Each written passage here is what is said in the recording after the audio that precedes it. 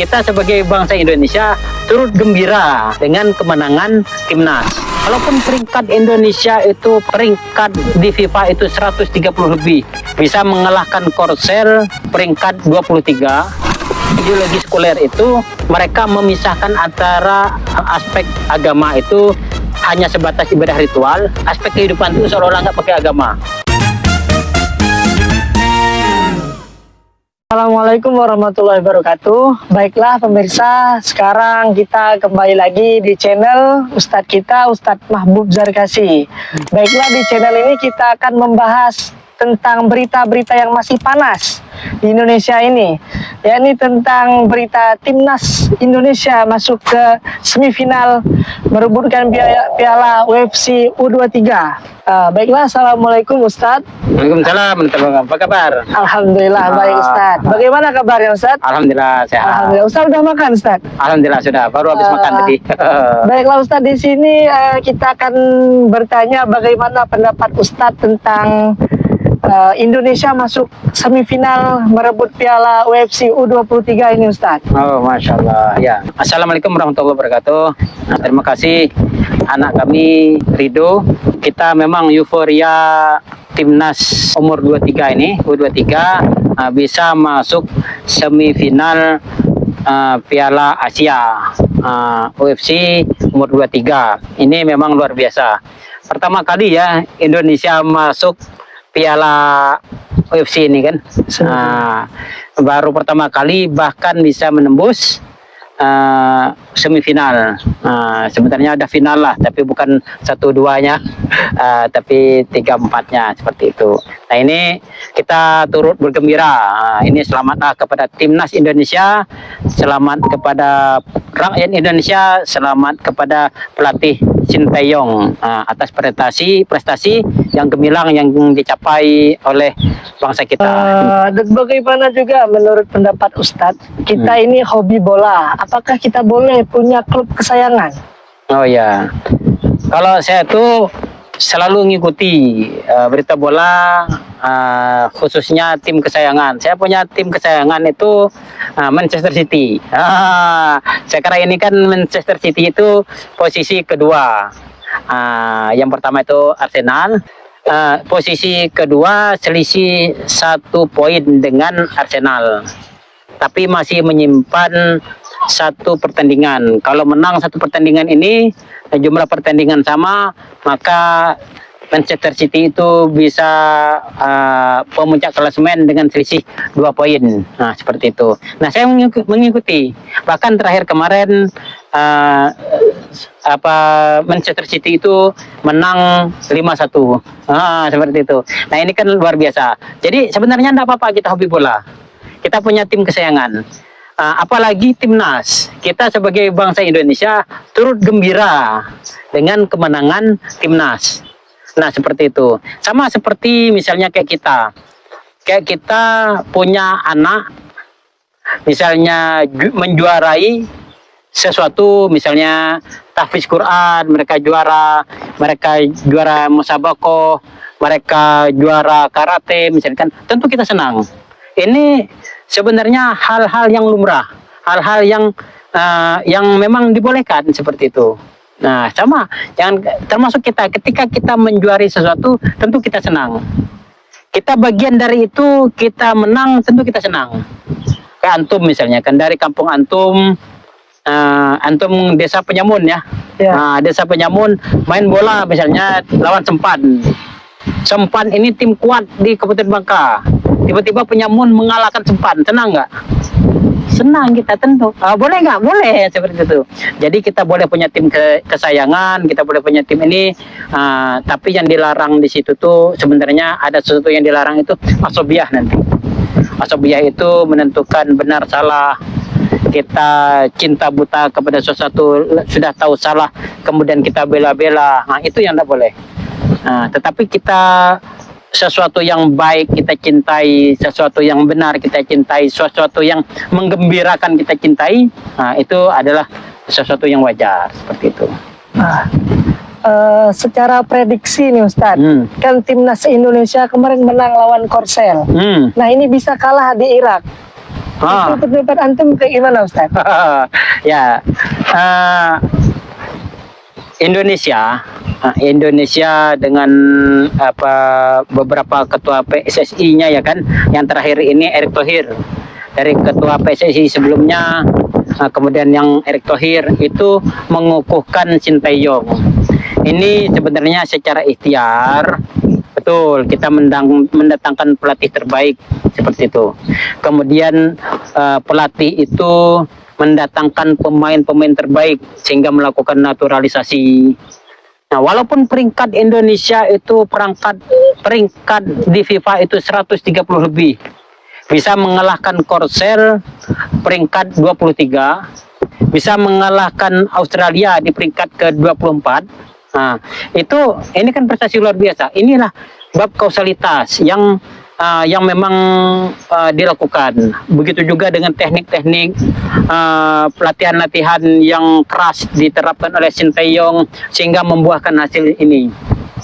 Nah, sebenarnya kemenangan Indonesia misalnya lawan Korsel, peringkatnya itu jomblang jauh sekali dari 135 kalau nggak salah Indonesia menang lawan peringkat 23. Peringkat FIFA, peringkat itu peringkat dunia. Itu sebenarnya yang dibahas selama ini hanya kausalitas. Sebenarnya kita dalam Islam itu ada sesuatu yang hilang dari pembahasan dewasa ini, banyak terjadi pergeseran. Apa itu? Bab qada Allah. Antum mungkin kita sudah belajar kayak bab takdir, bab kodok, itu benar-benar itu atas kuasanya Allah Subhanahu wa taala, atas irodahnya Allah Subhanahu wa taala. Kita lihat misalnya kan memang permainan Indonesia lawan Korsel yang peringkat 23 itu berimbang. Ya kan, 50-50 penguasaan bolanya. Tapi kalau ini kan sebenarnya besar peranan selain kita bab kausalitas, teknik misalnya dan lain-lain. Tapi bab kuasa Allah itu tuh besar sekali di sana. Contoh apa? Kayak dalam permainan sebenarnya Korsel itu kan menang 3-2 dari Indonesia. Cuma 1 gol itu dianulir. Gitu kan? Dianulir. Seandainya Allah tutup penglihatan wasitnya, gitu kan? Atau misalnya melihat ke lain seperti itu, terabaikan offside itu, maka ini kan sudah gol 3-2. Atau pas ketika permainan selesai, adu penalti. Adu penalti ini kan pihak Korsel ini kan bisa menepis bola yang ditendang pemain Indonesia. Nah, kemudian tendangan itu dianulir karena posisi penjaga gawang itu meninggalkan garis gawang itu sebelum bola ditendang. Kalau itu nggak dianulir, udah kalah Indonesia. Udah 1 gol kalah kan, seperti itu. Nah, inilah sebenarnya kan hal ini yang tidak boleh kita abaikan selain kausalitas itu, yaitu bab qada Allah. Nah, selain ikhtiar kita sudah ikhtiar maksimal, ternyata Allah bisa jadi mentakdirkan kita lain. Berapa banyak hari ini terkait bab kausalitas misalnya kan, orang berikhtiar mencari rezeki yang halal misalnya kan, dia sudah berikhtiar keras tapi rezekinya sempit. Ada orang itu kerjanya santai, tapi hasilnya besar sekali misalnya kan, seperti itu. Kita lihat misalnya kayak para buruh. Kalau kita bicara keringat mereka itu luar biasa yang dikeluarkan. Tapi orang-orang yang kerja pegang pulpen, jadi bos misalkan, kerjanya sedikit, hasilnya lebih besar. Ini tak terlepas dari qada Allah Subhanahu wa taala. Kita tidak tahu takdir kita bagaimana. Nah, begitu juga kembali ke sepak bola tadi, bab kausalitas memang harus kita penuhi sebagai manusia. Kita berikhtiar penuh, kita mendatangkan pelatih terbaik, kita menghadirkan pemain-pemain terbaik, kemudian diramulah dengan teknik-teknik terbaik sehingga kita bisa memenangkannya. Ini kausalitas ini memang harus kita penuhi semaksimal mungkin, maka kita bisa mengalahkan Korsel. Padahal sisi yang lain, Irak itu jauh peringkatnya, ya kan? Tapi Indonesia kalah dengan Irak. Nah, seperti itu. Jadi kalau kita perbandingkan peringkat-peringkat seperti itu, sebenarnya ini membuktikan bahwa di situ tuh ada sesuatu yang lain. Inilah bab Allah. Sama misalnya kayak perang, contoh perang Badar, 313 orang lawan lebih dari 1.000 orang kaum musyrikin Quraisy. Ketika perang antara pasukan kaum muslimin melawan pasukan Mongol, itu pasukan kaum muslimin dengan peralatan seadanya, kekhilafan sudah dihancurkan, tinggal 3 gubernur, kemudian satu gubernur itu menghimpun 3 gubernur itu melawan tentara Mongol itu hanya dengan 50.000 pasukan, itu bisa memenangkannya. Jenderal terbaik Mongol itu terbunuh ketika itu, sehingga kaum muslimin memenangkannya. Ini tak terlepas dari adanya kode Allah Subhanahu wa taala. Kita lihat misalnya kayak berita terbaru hari ini, kayak Israel misalnya kan menyerang Gaza. Yang diserang itu Hamas. Hamas nggak dapat, tapi Israel itu akhirnya membunuh sembarangan, membunuh rakyat, menghancurkan kota Gaza dan lain-lain. Sebenarnya kekuatan Israel dibandingkan dengan Hamas jauh perbedaan. Tapi di sinilah bab kode Allah yang perlu kita pahami, bahwa ada peranan Allah Subhanahu wa taala bisa menyembunyikan penduduk Hamas, tentara-tentara Hamas, dan bisa menghancurkan kekuatan Israel yang sedemikian rupa. Begitu juga dengan kekuatan timnas Indonesia, dengan upaya optimal kita bisa mengalahkan Korea Selatan, bisa mengalahkan Australia dan lain-lain. Maksud saya itu di sini jangan pernah kita mengabaikan aspek kode Allah. Ada hal besar yang tersembunyi di situ, bagi kita orang beriman harus meyakini itu. Mungkin demikian. Untuk pengelolaan dana, sumber dana yang besar ini Ustadz, untuk timnas Indonesia, apakah itu salah kausalitas ataupun perlu disupport lagi untuk timnas Indonesia? Ya, inilah kita dalam dunia kapitalisme sekulerisme ini.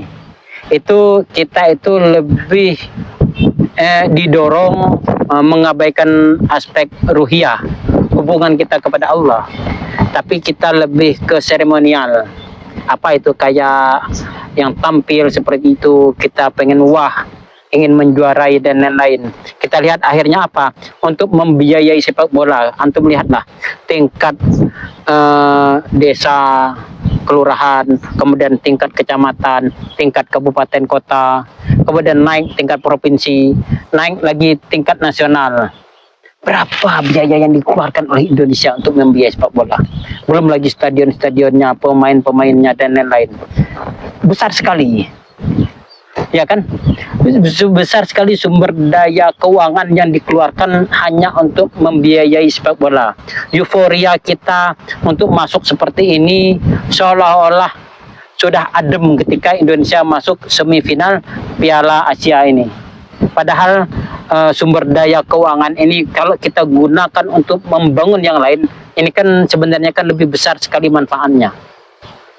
Kita ketika penduduk itu ada yang miskin, ada yang kelaparan, tidak pantas sebenarnya kita bangun stadion yang megah, kita bangun tata kota yang megah-megah. Ketika menggunakan sumber daya negara, ketika rakyat itu tuh masih kelaparan. Dan hari ini banyak warga masih kelaparan. Hari ini seandainya dana sepak bola itu digunakan untuk mengentaskan kemiskinan, untuk membangun pesantren, membangun akhlak kaum muslimin, itu luar biasa dananya itu. Itu tingkat nasional, itu berapa grade? Ada Liga 1-nya, Liga 2-nya, itu tingkat nasional. Nah, belum lagi ketika kita naik ke tingkat ASEAN. Belum lagi kita naik tingkat Asia. Nah, ini kita akan masuk tingkat dunia kalau kita menang lawan Guinea nih kan. Nah, seperti itu. Tapi ini kan sebenarnya kan ini belum lagi tingkat umur. ada umur 17, 19, 23 hari ini, belum lagi tingkat nasionalnya yang senior misalnya kan. Sumber daya keuangan yang dikeluarkan untuk membiayai ini terasa bagaimana seandainya, cobalah antum misalnya kan, satu sisi orang tua antum beli mobil, bangun rumah mewah, tapi antum kehidupannya kelaparan, tapi kebutuhan antum nggak dipenuhi. Gimana kira-kira? Kita ini kan sebagai rakyat dari orang tua kita, kita ini rakyat dari sebuah negara, tapi negara itu hanya mencari seremonial seperti pemenangan timnas dan lain-lain seperti itu. Ketika rakyat itu tuh kelaparan, ketika rakyat itu tuh dihimpit dengan kemiskinan. Hari ini kemiskinan di Indonesia itu sekitar 10%. Artinya kalau dari jumlah penduduk Indonesia itu sekitar 280 juta jiwa, artinya ada 28 juta penduduk itu miskin. Di mana gaji Sintayong itu per bulan miliaran. Nah, ini belum lagi gaji-gaji para pemain seperti itu, belum lagi tim supportingnya, belum lagi fasilitas yang disiapkan. Itu luar biasa yang dikeluarkan oleh negara untuk membangun yang satu olahraga yang namanya sepak bola. Belum lagi olahraga-olahraga yang lain. Betapa sumber daya ini sebenarnya kita lihat itu tuh seolah-olah tidak adil. Saya bilang tadi, coba antum rasakan bagaimana antum punya orang tua kandung sibuk membangun sebuah fasilitas-fasilitas, tapi kita menggunakan pakaian compang-camping, kita anggota keluarganya kelaparan, kan tidak pantas seolah-olah seperti itu.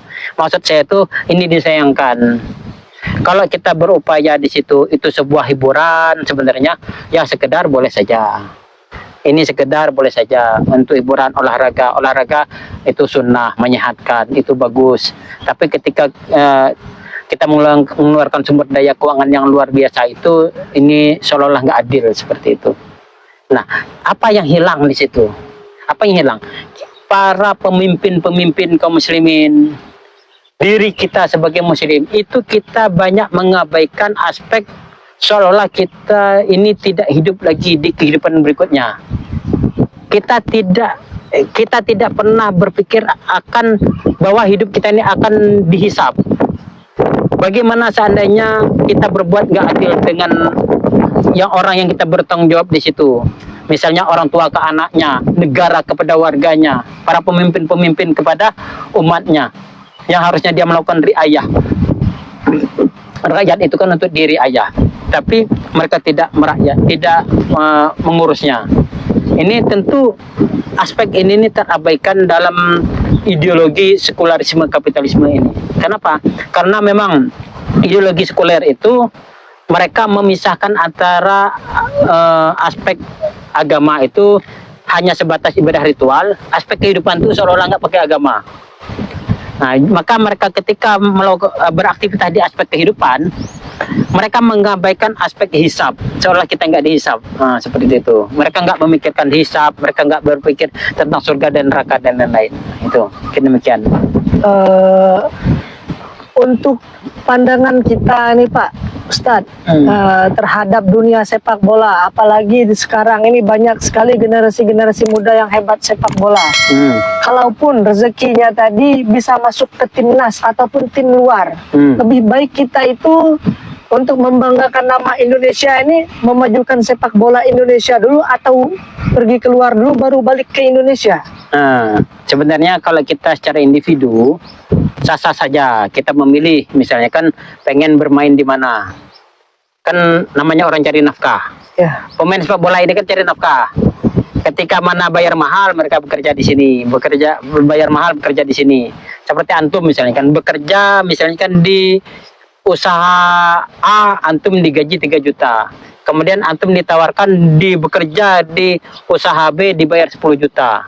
Dengan berbagai fasilitasnya, tentu kita akan sebagai manusia itu tertarik dengan fasilitas yang besar.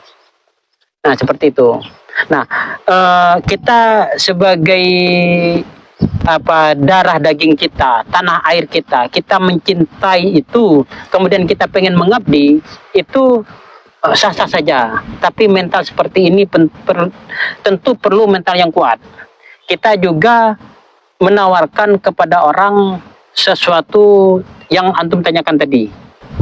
Contoh misalkan, kenapa ada naturalisasi?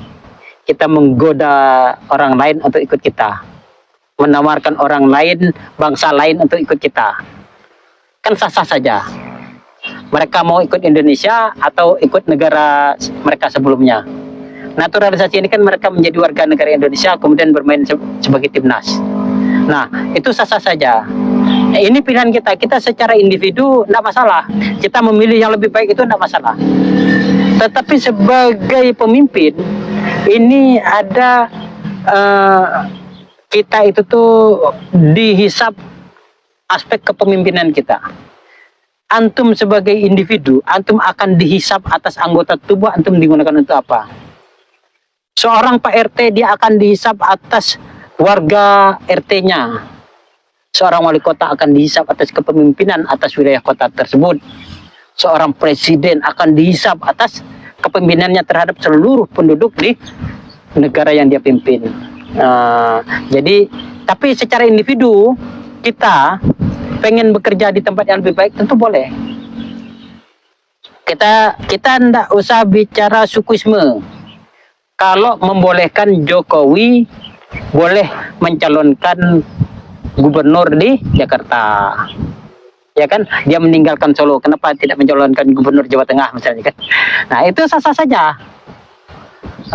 Kemudian dia jadi warga DKI misalkan sah-sah saja. Tapi sebagai sebuah kepemimpinan itu akan dihisap tentang kepemimpinannya.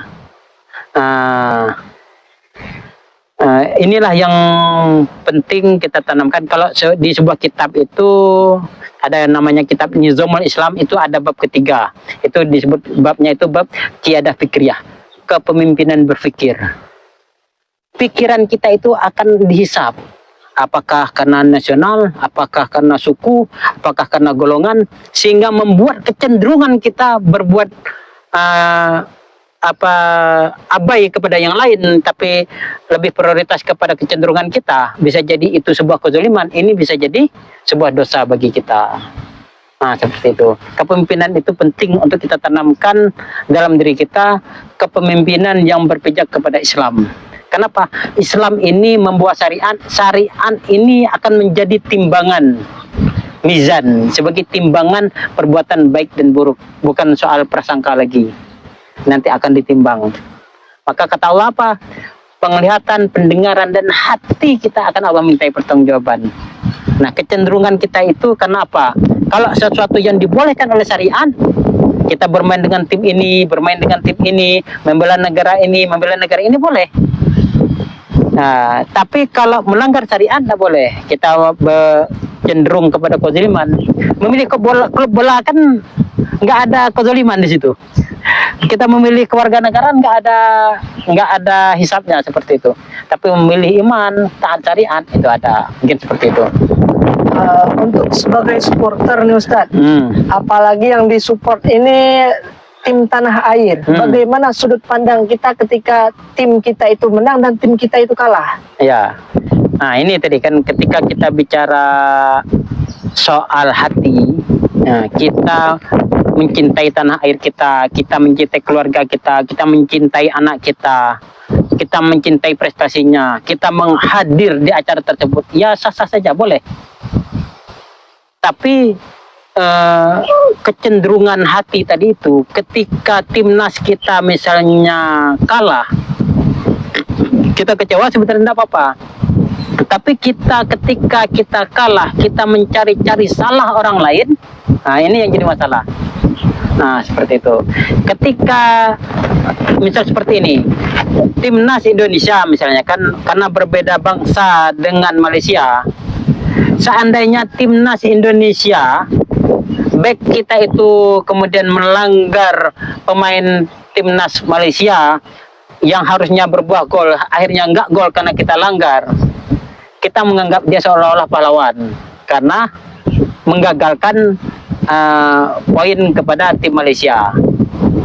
Nah, ketika ada unsur salah yang kita bela-bela, ini yang tidak boleh. unsur yang benar kemudian kita salah-salah, ini yang tidak boleh.